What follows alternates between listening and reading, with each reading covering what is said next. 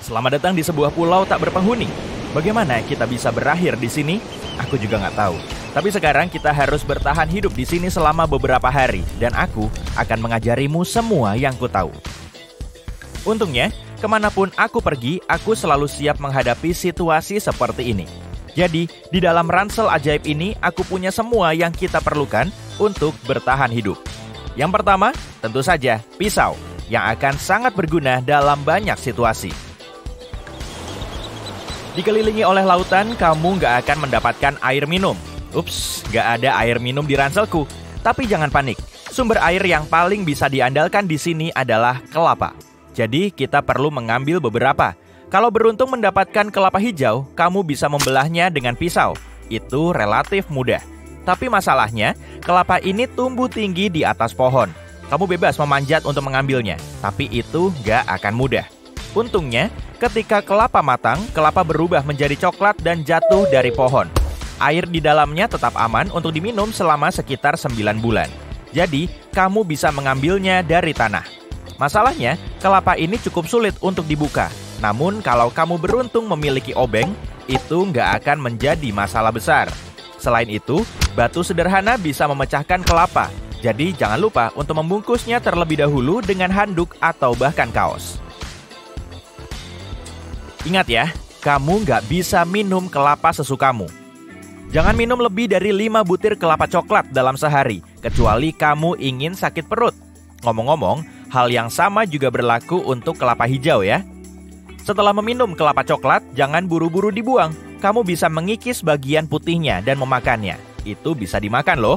Aku nggak bawa mangkuk, tapi sekali lagi, inilah gunanya kelapa. Kelapa bisa dijadikan mangkuk. Setelah dibelah, kamu akan mendapatkan potongan-potongan berbentuk mangkuk. Mulailah dengan membuang semua bagian putih dari dalam, hingga hanya tinggal batoknya saja.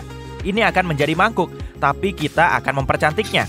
Kikis rambutnya menggunakan pisau, lalu gosok dengan pasir untuk membuatnya lebih halus. Hal terakhir yang harus dilakukan adalah memolesnya dengan daging kelapa.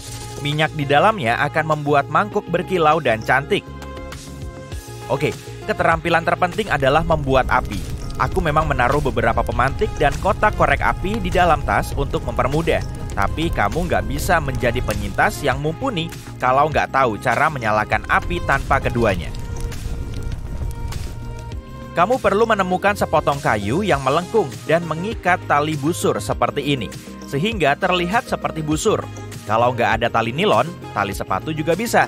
Makanya, setiap kali bepergian, pakailah sepatu bertali. Selanjutnya, cari sepotong kayu keras kering. Itu akan menjadi poros. Lilitkan tali busur di sekelilingnya agar kamu bisa menciptakan gesekan. Poros bisa dipasang pada papan dengan lekukan yang bisa menahannya. Selain itu, kamu juga butuh sepotong kayu lain yang biasa disebut hand block. Ukir sebuah rongga kecil di dalamnya. Ini akan memudahkanmu menciptakan gesekan. Jadi, begini caranya. Papan menahan poros dan putar tali busur di sekelilingnya seperti ini. Di atas, pegang poros dengan hand block. Lalu gerakan busur, gosokkan di sekitar poros dan ciptakan gesekan. Ini akan mulai memanas dan akhirnya kamu akan mendapatkan bara api. Setelah dapat bara api, pindahkan dengan hati-hati ke seikat rabuk, tiup, dan coba nyalakan api. Awalnya ini akan sulit dilakukan, tapi setelah menguasainya, kamu akan bisa menyalakan api dalam waktu kurang dari 5 menit. Sekarang setelah ada api, kita butuh makanan. Pilihan yang jelas adalah pergi memancing. Jadi di dalam ransel ajaibku, aku punya peralatan memancing. Ini hanya sebuah kotak kecil dengan beberapa kail dan senar, tapi ini akan sangat membantu. Sisanya hanya latihan dan keterampilan. Kalau kamu berhasil menangkap ikan, kamu harus memasaknya. Dan itu mudah karena kamu punya ikan dan api.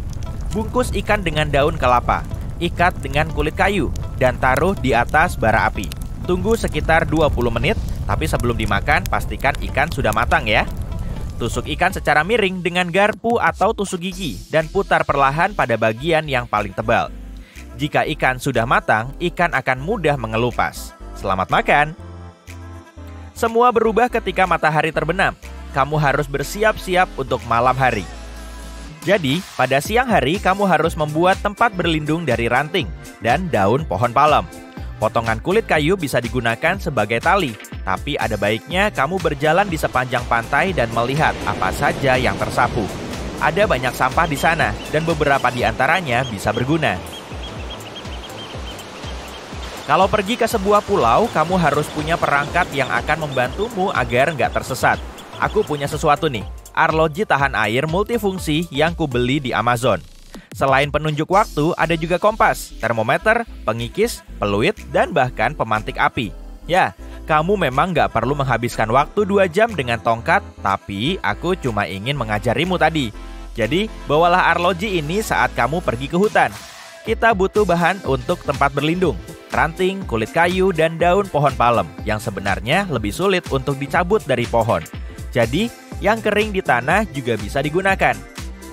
Buatlah atap tempat berlindung dengan menggunakan daun pohon palem. Tapi taruh juga beberapa di atas tanah untuk tempatmu berbaring. Tapi hati-hati ya, pastikan daun yang kamu gunakan bebas dari ular, laba-laba, atau kalajengking. Kamu nggak ingin semua itu ada di tempat tidurmu. Masalah lainnya, pada malam hari, serangga dan banyak makhluk lainnya keluar, dan mereka akan sangat senang bergabung denganmu di tempat berlindung. Jadi, api dan gundukan rayap di sekitar tempat berlindung akan membantu mengusir setidaknya sebagian dari mereka. Yang lainnya masih bisa menyelinap masuk dan memanjat ke balik pakaianmu, berjalan di atas tubuhmu dan menggigitmu. Jadi, waktunya untuk ransel ajaib nih. Di sini aku punya kantong tidur untuk bertahan hidup. Panjangnya hanya 10 cm. Gak makan banyak tempat, tapi anti sobek, anti air, dan menjaga panas tubuhmu. Ditambah lagi jahitannya rapat yang akan mencegah air, angin, dan serangga. Kamu bisa menemukannya di Amazon. Selain itu, jangan membuat api tepat di depan pintu masuk tempat berlindung. Kamu mungkin akan menghirup asap sepanjang malam. Sekarang, kamu sudah siap. Beberapa tips bertahan hidup nih. Ponselmu yang mungkin merupakan satu-satunya benda yang pasti kamu bawa nggak berguna di sini. Tapi nggak sepenuhnya loh. Layar ponselmu yang nggak memiliki sinyal bisa digunakan untuk memantulkan cahaya matahari dan bulan untuk mengirim sinyal SOS. Kedua, dalam kondisi ketika kamu nggak punya banyak sumber air, cobalah untuk menjaga tubuhmu tetap dingin. Jadi, sesekali berjalanlah di dalam air agar nggak kepanasan dan nggak dehidrasi. Dan tentu saja, selalu bawa kotak P3K. Ini adalah barang bertahan hidup terakhir yang kumiliki di ransel. Ini juga dari Amazon. Ini adalah tas anti air berisi gunting, plester luka, pinset, perban, dan sebagainya. Barang-barang yang sangat berguna di alam liar. Selamat bertahan hidup. Meskipun kuharap kamu nggak perlu melakukannya tanpa persiapan.